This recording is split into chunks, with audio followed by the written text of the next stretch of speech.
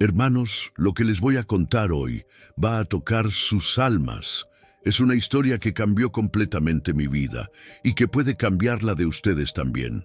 Mi nombre es José Luis Morales, tengo 52 años, soy camionero desde hace más de 20 años aquí en México y durante 5 largos años cargué con un secreto tan pesado que casi me mata por dentro. ¿Alguna vez han hecho algo tan malo que no pueden ni mirarse al espejo? Algo que los hace despertar de madrugada con el corazón acelerado, sudando frío, pidiendo perdón a Dios, pero sin valor para hacer lo correcto. Pues exactamente eso me pasó a mí. Y si no hubiera sido por un encuentro imposible que tuve en una carretera solitaria cerca de Puebla, probablemente ya me habría vuelto loco. Quédense hasta el final de esta historia, porque lo que me pasó esa mañana de domingo todavía me da escalofríos. Antes de sumergirnos en esta historia increíble que cambió mi vida, únanse a nuestra familia de camioneros. Suscríbanse al canal y toquen la campanita para no perderse ninguna de estas aventuras reales que vivimos en las carreteras. Soy de Coatzacoalcos, Veracruz. Mi padre también fue camionero y cuando cumplí 18 años, seguí sus pasos. Con el tiempo, conseguí mi propio camión, un Kenworth 2005, azul marino, que bauticé como El Guerrero. Estaba casado con Esperanza y teníamos 2 hijos, Luis Alberto, de 15 años, y María Elena, de 12. Vivíamos en una casa sencilla pero acogedora en el barrio Petrolera. No éramos ricos, pero éramos felices, o al menos eso creía yo. Las cosas empezaron a cambiar cuando la economía se puso difícil en 2018. Los fletes disminuyeron, el diésel subió y la competencia se puso más brava. Fue entonces cuando empecé a beber. Al principio era solo una cervecita después del trabajo. Después se volvieron 2, 3, una botella de tequila los fines de semana. Esperanza se quejaba, los niños empezaron a mirarme con miedo. José Luis, me decía, estás bebiendo demasiado, estás cambiando. Pero yo no quería escuchar. La bebida empezó a afectar mi trabajo. A veces manejaba con cruda, a veces todavía medio borracho de la noche anterior. Y fue en una de esas noches, en mayo de 2019, cuando mi vida cambió para siempre. Era el 23 de mayo de 2019. Había hecho una entrega en Xalapa y estaba regresando a Veracruz por la carretera 140. Era casi medianoche y había peleado con Esperanza por teléfono. «Ya no aguanto más, José Luis», me había dicho llorando. «O dejas de beber o vas a tener que elegir entre el alcohol y tu familia». Colgué enojado y me detuve en una cantina en Banderilla. Me quedé ahí por 2 horas, bebiendo tequila Jimador y rumiando rencores. El dueño de la cantina hasta trató de convencerme de dormir ahí, pero salí tambaleándome y me subí al Guerrero. La carretera 140 de noche es traicionera, hermanos. Estaba bajando una pendiente cerca de Rinconada cuando vi una luz débil frente a mí. Era un ciclista con una lamparita pequeña, pedaleando en el acotamiento. Si hubiera estado sobrio, habría pasado con seguridad. Pero estaba borracho, enojado, manejando demasiado rápido. En lugar de frenar, quise asustarlo, pasar rozándolo. El ciclista se asustó, perdió el equilibrio y cayó justo enfrente de mi camión.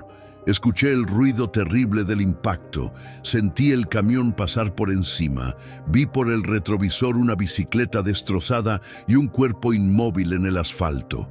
Me detuve, 200 metros adelante con el corazón disparado. Regresé corriendo y encontré a un hombre de unos 35 años, delgado, usando ropa sencilla de trabajador.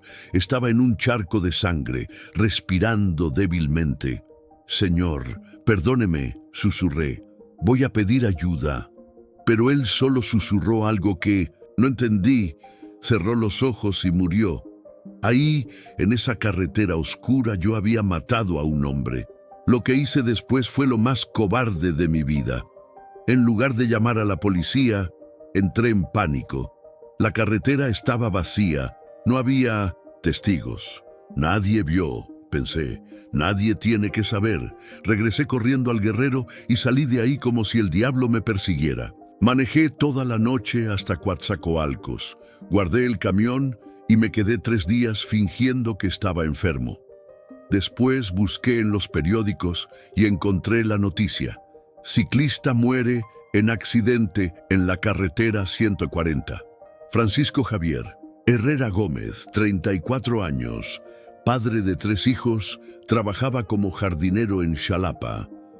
Cuando leí ese nombre y supe que tenía 3 hijos, sentí como si un cuchillo atravesara mi corazón. No era solo un ciclista, era Francisco, padre de familia, con sueños y responsabilidades, y yo le había quitado todo eso, y había huido como un cobarde. Los 5 años siguientes fueron los peores de mi vida. Por fuera trataba de mantener una apariencia normal, pero por dentro moría un poco cada día. Todas las noches veía el rostro de Francisco, escuchaba el ruido del impacto, sentía el camión pasando por encima. Despertaba gritando, sudando frío, temblando. Esperanza sabía que algo estaba mal. Había dejado de beber. Irónicamente, el accidente me hizo dejar el alcohol, pero siempre estaba nervioso, asustado, mirando por encima del hombro. José Luis, ¿qué está pasando? Desde mayo ya no eres el mismo. Parece que cargas el peso del mundo en tus hombros. Si ella supiera que era exactamente eso. Perdí peso, desarrollé úlcera, empecé a tener crisis de ansiedad. Varias veces pensé en entregarme, pero siempre encontraba una excusa. ¿Y si me meten a la cárcel? ¿Quién va a mantener a mi familia? Pero la verdad es que era un cobarde. Tenía miedo de las consecuencias, miedo de la prisión, miedo de enfrentar a la familia de Francisco. Vivía en una prisión mental, hermanos. Una prisión que yo mismo construí con mi cobardía y culpa. 15 de noviembre de 2024, 5 años y 5 meses después del accidente. Estaba manejando el Guerrero por la carretera panamericana, llevando frutas de Veracruz al Distrito Federal. Cerca de Orizaba, vi a un hombre haciendo señales en la orilla de la carretera.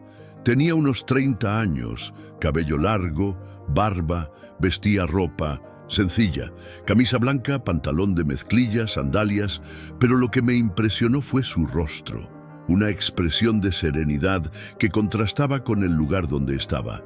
Y había algo más. Sus manos y pies tenían marcas extrañas, como heridas de algo puntiagudo.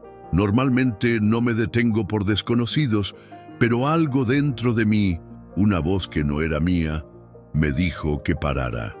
Toqué el claxon y se acercó con una sonrisa que irradiaba bondad. «Buenos días, hermano. ¿Podría darme un aventón hasta Puebla?» «Claro, súbete». Se acomodó en el asiento del pasajero. De cerca pude ver mejor las marcas en sus manos. Parecían heridas de clavos o espinas. «¿Tuviste un accidente?», le pregunté.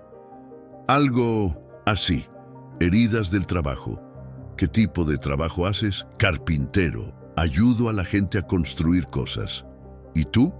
«Camionero desde hace más de 20 años». «Gracias, hermano. Que Dios bendiga tu bondad». La forma como dijo «que Dios bendiga» parecía genuina, como si realmente estuviera pidiendo a Dios que me bendijera. Conversamos sobre cosas normales al principio, pero poco a poco nuestra conversación tomó un rumbo más profundo. «Te ves preocupado, hermano», me dijo. «Cargas un peso muy grande en los hombros». «Todo mundo tiene sus preocupaciones», respondí, tratando de desviar el tema. «Es cierto, pero algunas preocupaciones son más grandes. Algunas son secretos que corroen el alma por dentro». Se me salió el corazón por la boca. «¿Cómo podía saber?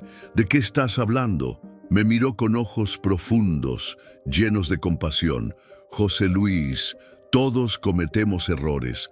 La diferencia está en cómo los enfrentamos después».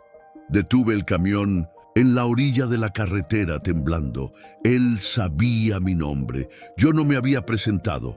¿Cómo sabes mi nombre? Sé muchas cosas, José Luis. Sé que cargas una culpa terrible desde hace 5 años. Sé que un hombre murió y huiste. Sé que esto te está matando por dentro. Empecé a llorar. 5 años de culpa se derrumbaron de una vez. ¿Quién eres? ¿Eres policía? Puso su mano en mi hombro. Una mano cálida, reconfortante. No vine a enrestarte, José Luis. Vine a liberarte. Durante la siguiente hora, este hombre misterioso me hizo abrir mi corazón. Le conté todo.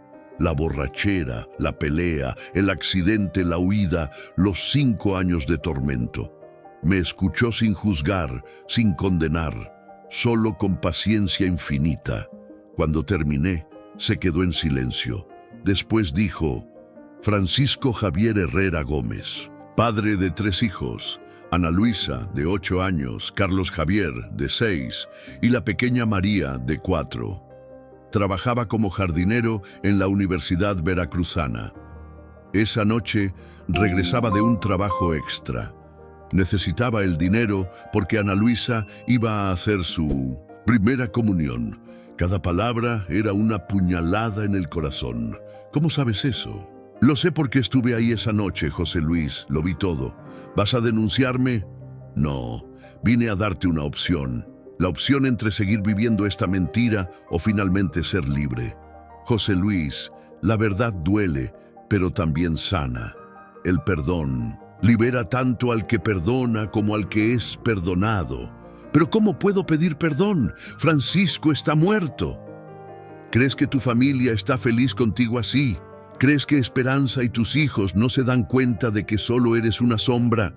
Prefieren tener un padre mentiroso en casa o un padre verdadero cumpliendo su condena. Sus palabras me golpearon como rayos. En los últimos 5 años ya no era esposo ni padre, era solo un fantasma. Pero la familia de Francisco me va a odiar. José Luis, la familia de Francisco son personas de fe. Creen en el perdón, en la redención, pero principalmente creen en la verdad. Durante 5 años sufrieron no solo con la muerte, sino con la falta de respuestas. Necesitan saber qué pasó. ¿Y si no me perdonan? El perdón no se trata de merecimiento, se trata de liberación. Necesitas pedir perdón no porque lo merezcas, sino porque lo necesitas. Y ellos necesitan tener la oportunidad de perdonar. Llegamos a Puebla y señaló una iglesia pequeña. Iglesia de San José. Me detuve frente a la iglesia. Una construcción humilde, blanca y azul, con una cruz sencilla en el techo. Se bajó, pero antes de cerrar la puerta, dijo: José Luis, recuerda, la verdad duele, pero también sana. El perdón libera tanto al que perdona como al que es perdonado. Espera, ¿cómo voy a encontrar a la familia de Francisco? Viven en Banderilla, calle Independencia 47, pero primero ve a la delegación de Xalapa. Busca al delegado Rodríguez. Cuéntale todo, él te va a ayudar. ¿Cómo sabes eso? Cuando miré hacia donde estaba, no había nadie. La calle estaba vacía. Les pregunté a las personas que entraban a la iglesia, pero nadie había visto nada, como si hubiera desaparecido. Entré a la iglesia y me arrodillé. Recé como no rezaba en años, pidiendo fuerzas para hacer lo correcto. Mi decisión estaba tomada. En lugar de seguir al Distrito Federal, regresé a Xalapa. Eran las 4 de la tarde cuando llegué a la delegación. Quiero hablar con el delegado Rodríguez. Es sobre Francisco Javier Herrera Gómez, que murió atropellado hace 5 años. Ese caso está archivado. ¿Por qué quiere hablar de eso? Porque fui yo quien atropelló a Francisco. Vengo a entregarme. El delegado Rodríguez, hombre de 50 años, calvo, bigote canoso, me escuchó atentamente. Grabó mi declaración, me hizo firmar papeles. Señor José Luis, tiene derecho a un abogado. ¿Por qué está haciendo esto después de tanto tiempo? Porque ya no aguanto vivir con esta culpa. Necesito asumir mi responsabilidad. En 30 años de policía, rara vez veo a alguien entregarse espontáneamente. Esto será considerado por el juez. Estuve detenido hasta el lunes. Mi abogado consiguió libertad condicional, pero antes de regresar a casa, sabía que tenía algo más importante que hacer. El martes por la mañana tomé un autobús a Banderilla, calle Independencia 47. Era una casa sencilla, verde claro, con jardín al frente, juguetes en el patio, ropa tendida. Respiré profundo y toqué la puerta. Abrió una mujer de unos 30 años, morena, ojos tristes pero gentiles. Buenos días, ¿puedo ayudarlo? ¿Usted es la viuda de Francisco Javier Herrera Gómez? Su rostro palideció. Soy yo, Carmen. ¿Por qué pregunta? Mi nombre es José Luis Morales. Fui yo quien atropelló a su esposo hace 5 años. Carmen se agarró de la puerta para no caerse. Los ojos se le llenaron de lágrimas. Por un momento pensé que me iba a golpear. En cambio, susurró: «Pase, por favor». Lo que pasó en esa sala fue el momento más importante de mi vida. Carmen me hizo sentar, me ofreció café, llamó a los niños para conocer al señor que vino a hablar sobre papá. Ana Luisa, ahora con 13 años, Carlos Javier con 11, María con 9. Niños hermosos, educados, criados con amor. Les conté todo: la borrachera, la pelea, el accidente, la huida, los 5 años de tormento. Lloré como un niño, pedí perdón varias veces. Carmen me escuchó hasta el final. Se quedó en silencio por minutos. Los niños también callados. Finalmente dijo: «Señor José Luis, durante 5 años sufrimos mucho, no solo con la muerte de Francisco, sino con la falta de respuestas. No sabíamos qué había pasado, quién lo había hecho, por qué la persona huyó. Era como si parte del dolor nunca pudiera sanarse». Hizo una pausa y continuó: «Hoy, viéndolo aquí, viendo su arrepentimiento, viendo que sufrió tanto como nosotros, entiendo que no es un monstruo. Es un hombre que cometió un error terrible y vivió con las consecuencias». Ana Luisa dijo: «Mi papá siempre nos enseñó a perdonar, señor. Decía que guardar rencor en el corazón solo lastima a quien lo siente». Carmen se levantó, vino hacia mí y me abrazó. «Lo perdono, José Luis. En nombre de Francisco, de los niños, de Dios, lo perdono». En ese momento sentí como si un peso de 1000 toneladas hubiera salido de mis hombros. 5 años de culpa desaparecieron en ese abrazo. Fui condenado a 4 años por homicidio culposo y omisión de socorro, pero el juez consideró mi confesión espontánea y el perdón de la familia. Cumplí 2 años en régimen cerrado, el resto en semiabierto. Durante esos años, Carmen y los niños me visitaban regularmente. Se volvieron como una segunda familia. Ayudé a Ana Luisa con los estudios, le enseñé ajedrez a Carlos Javier. La pequeña María me decía «Tío José». Esperanza se quedó conmigo durante todo el proceso. Fue difícil al principio, pero cuando le expliqué sobre los 5 años de tormento, lo entendió. «Prefiero tener un esposo honesto en la cárcel que un mentiroso en casa», dijo. Salí de prisión en septiembre de 2027, transformado. Ya no era el hombre amargado que entró. Era un hombre que había enfrentado sus responsabilidades, pidió perdón y fue perdonado. Hoy tengo 52 años y trabajo diferente. Ya no manejo camión comercial. Perdí la licencia. Pero encontré un propósito mayor. Trabajo en una organización llamada Segunda Oportunidad, ayudando a conductores que cometieron accidentes a lidiar con la culpa y asumir responsabilidades. Visito escuelas, centros de capacitación, hasta cantinas, para hablar sobre los peligros de beber y manejar. Le cuento mi historia a cualquiera que quiera escuchar. Ya les he hablado a miles de conductores. Siempre termino con las palabras de aquel hombre misterioso. La verdad duele, pero también sana. El perdón libera tanto al que perdona como al que es perdonado. Carmen se casó de nuevo con Miguel, que ama a los niños como si fueran sus propios hijos. Nuestra amistad permanece fuerte, construida sobre el perdón verdadero. Ana Luisa está en la universidad estudiando psicología. Carlos Javier quiere ser abogado para defender a personas que se equivocaron pero quieren redimirse. María, ahora con 14 años, me manda mensajes diciéndome: «Tío José, nunca descubrí quién era. Aquel hombre».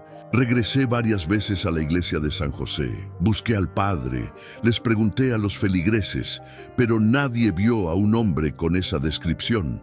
El padre Miguel me dijo: «Hijo, a veces Dios trabaja de maneras misteriosas, a veces envía ángeles disfrazados para guiarnos en el momento correcto. No importa quién era, importa que te ayudó a encontrar el camino de la redención. Ese hombre salvó mi vida, no la física, sino la espiritual. Me liberó de una prisión que construí con cobardía y culpa». Hermanos, si alguien que está escuchando esta historia carga algún secreto, alguna culpa, algún error del pasado que le está carcomiendo el alma, quiero decirles: nunca es demasiado tarde para hacer lo correcto, nunca es demasiado tarde para pedir perdón. Nunca es demasiado tarde para asumir responsabilidades. Viví 5 años en el infierno, cargando un secreto que no solo me estaba matando a mí, sino a toda mi familia. Pensaba que estaba protegiendo a todos, manteniendo ese secreto, pero estaba destruyendo a todos. La verdad realmente duele. Cuando me entregué, cuando les conté todo a Carmen y los niños, dolió más que cualquier dolor físico, pero la verdad también sana. Hoy duermo en paz. Hoy puedo mirarme al espejo. Hoy mis hijos me respetan. Hoy tengo un propósito. El perdón realmente libera. Carmen me perdonó y eso me liberó de la culpa. Más importante, aprendí a perdonarme y eso me liberó del odio que sentía hacia mí mismo. Si están pasando por algo parecido, busquen ayuda. Hablen con un padre, un psicólogo, alguien de confianza.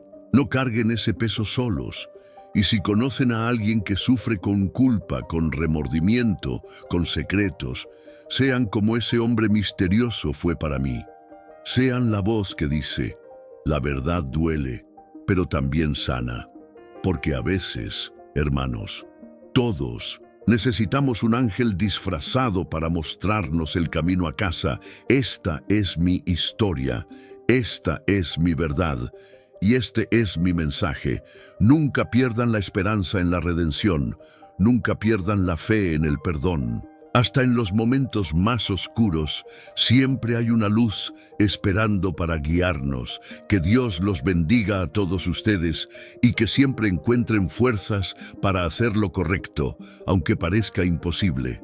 Hermanos, si esta historia tocó sus corazones, denle like aquí abajo y cuéntenme en los comentarios: ¿creen que ese hombre misterioso era quien yo creo que era? ¿Alguna vez han pasado por una situación donde sintieron que recibieron una segunda oportunidad en la vida? Que Dios los bendiga a todos ustedes y que siempre encuentren fuerzas para hacer lo correcto, aunque parezca imposible. Gracias por escucharme.